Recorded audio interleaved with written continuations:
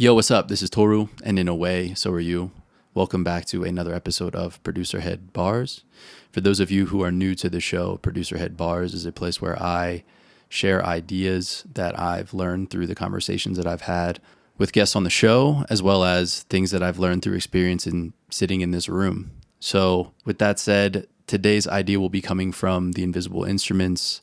It is part of a series of writings that I wrote, and shared with the community.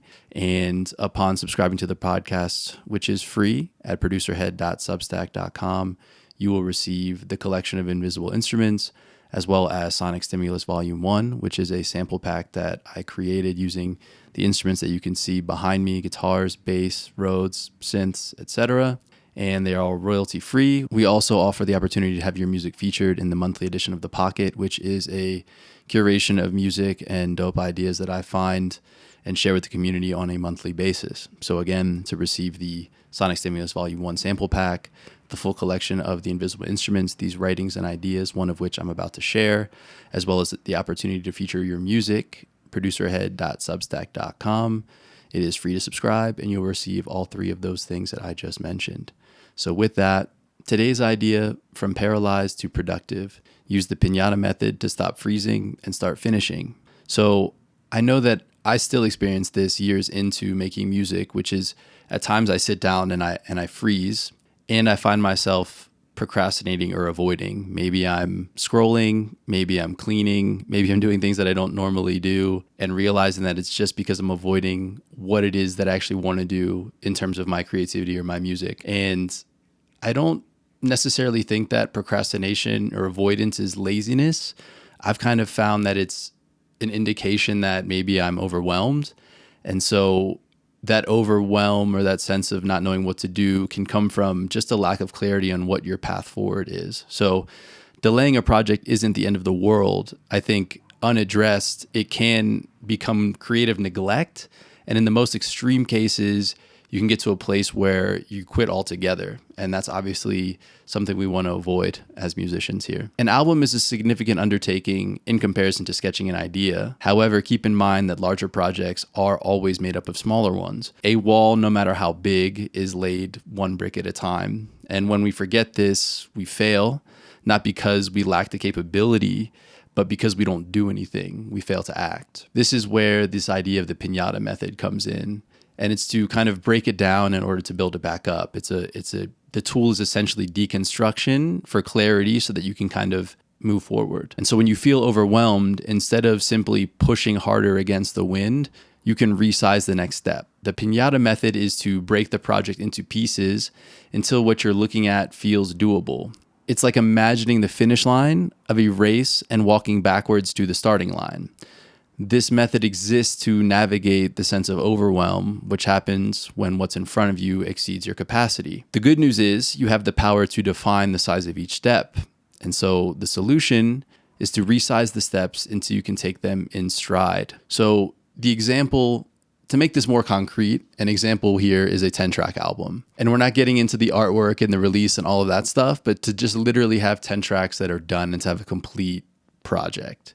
So if we consider that 10-track album our kind of starting point Piñata, and we smash that, what do we see next?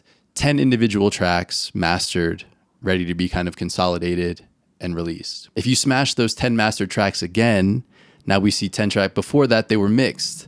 And before that, each was produced one session at a time. In this example, really clearly, the idea is from big picture to walking it backwards all the way to the next step. We can see very clearly that the path to the 10-track album begins with our first production session.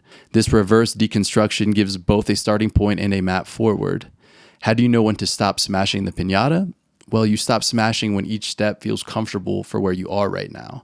You are not attempting to max out each incremental step. The achievement of a big goal is the cumulative completion of its components.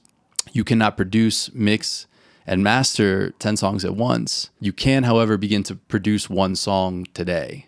So instead of forcing your schedule to meet a deadline, zoom out and observe your available time.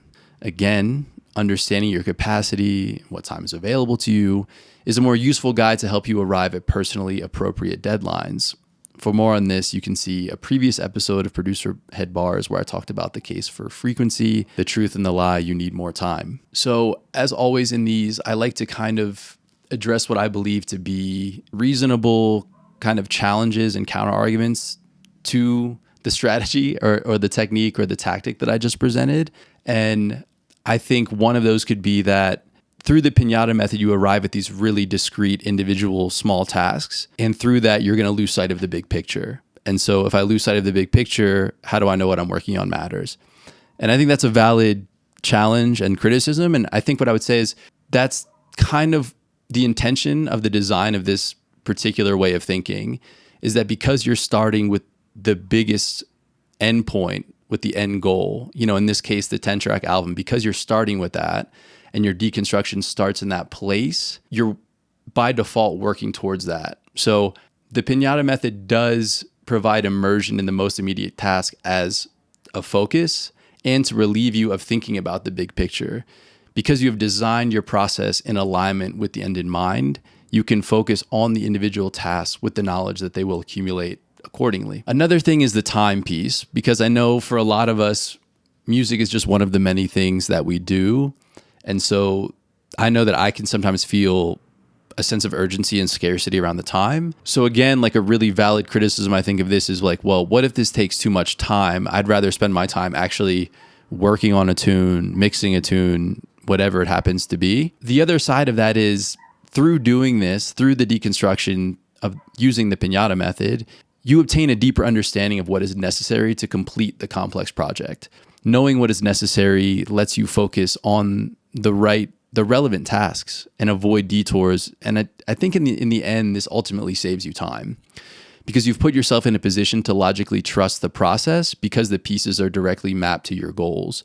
You kind of get that ability of like really just immersing yourself in what you're doing, and you've planned ahead and you can kind of see what may come up over time. It may seem counterintuitive, but I do think taking time to adequately plan does offer returns on your time in the end. Okay, and the last thing would be, what if your capacity changes? And I think that's inevitable. Your capacity is not a constant thing. And that's something we talked about in a previous Producer Head Bars, and the idea that nothing is static and that things are always changing. And I think in terms of your capacity, it could change for any number of reasons. You could improve or regress in your abilities in certain areas. You could have more or less time because other things in your life have shifted. You could be collaborating and therefore have more or less help on something than you typically do. So that said, the task and its map remain unchanged in substance. What the project is still the project. And an increase and decrease in your capacity leads to a change in the form of the map, if that makes sense. Meaning that you're either likely to combine or further deconstruct the existing steps that you laid out for yourself. If you underestimated your capacity, you may find that what were previously considered separate steps are now actually one. If you realize that you overestimated your capacity, you simply reapply the Piñata method and smash into smaller pieces until you arrive at appropriate task sizes. The Piñata method offers a flexible path forward with a focus on the end goal as well as the most immediate step on its path. So with all of that said, I think about your next project or the project that you're currently working on. Smash it into pieces you can clearly arrange and navigate one at a time. And really, at the end of the day, the goal here is to provide a very clear and easy way for you to keep going, to simplify what it is that you're doing. Procrastination is not failure. It's really part of what's happening. Nobody is immune from having periods of any length in which they feel challenged in some kind of lack of motivation or connection to what they're doing. And so those are just moments in which you've kind of stopped playing or become a little bit disconnected. And the possibility of everything that you are seeking or trying to realize through your music or your creative work, all of that possibility returns really as soon as you do to wherever it is that you do your work. And so I hope that this was helpful in reminding you of that and giving you some ideas in how you may be able to approach your work and keep moving forward. As always, I encourage you to treat these ideas sort of like instruments and to play them with your own voice and use them in a way that is useful to you, this is what has been helpful to me. And I'm sure in some way, shape, or form, it can be of use to you. Please feel free to hit me up and let me know. Again, subscribe for free at producerhead.substack.com and receive all of these write-ups of the invisible instruments for free, along with Sonic Stimulus Volume 1, a sample pack created entirely by me, as well as the opportunity to have your music featured in monthly editions of The Pocket shared among the ProducerHead community. Again, producerhead.substack.com, and we will catch you in the next episode. This has been Toru, and in a way, so are you. Peace.